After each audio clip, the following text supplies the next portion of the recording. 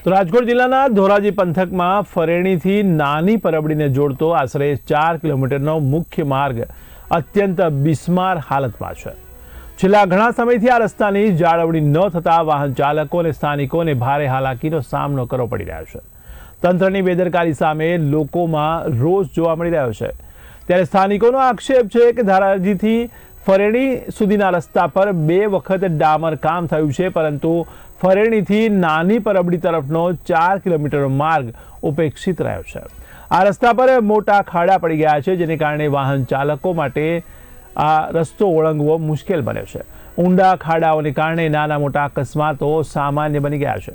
આ માર્ગ ખેતરોમાં જવા માટેનો મુખ્ય રસ્તો હોવાથી ખેડૂતોને પાક પરિવહનમાં મુશ્કેલી પડે છે। શાળા કોલેજમાં જતા વિદ્યાર્થીઓ અને નોકરિયાત વર્ગનો સમય અને વાહન બંનેને નુકસાન થઈ રહ્યું છે। ત્યારે ધૂળની ડમરીઓ અને ખાડાવાળા રસ્તાને કારણે રાહદારીઓમાં કમરના દુખાવા અને શ્વાસ સંબંધિત સમસ્યાઓ પણ વધી ગઈ છે।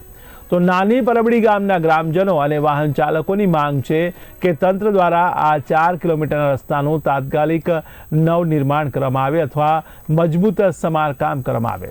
જો આગામી દિવસોમાં રસ્તાની કામગીરી શરૂ નહીં થાય તો સ્થાનિકો દ્વારા ઉગ્ર આંદોલન કરવાની ચીમકી પણ ઉચ્ચારવામાં આવી છે। નાની પરબડીથી ફરેણીનો રસ્તો બહુ ખરાબ છે।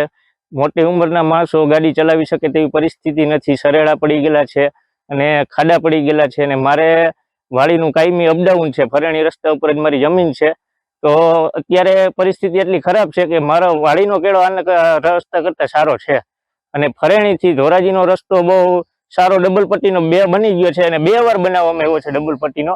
અને તંત્ર નાની પરબડીથી ફરેણીના રસ્તામાં ડબલ પટ્ટીનો કે સિંગલ પટ્ટીનો સારો કરતા નથી। મારું નામ ભાગડા શૈલેષ બાવનજી, ગામ નાની પરબડી। રસ્તા બાબતે એવું છે કે અમારે રોડ આ બહુ ખરાબ થઈ ગયેલો છે।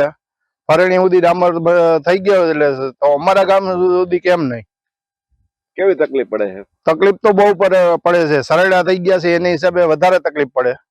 અકસ્માત થાય। શું કહેશો તમે? ફરેણી સુધી થી હોય તો અમારા ગામ સુધી કેમ નહીં?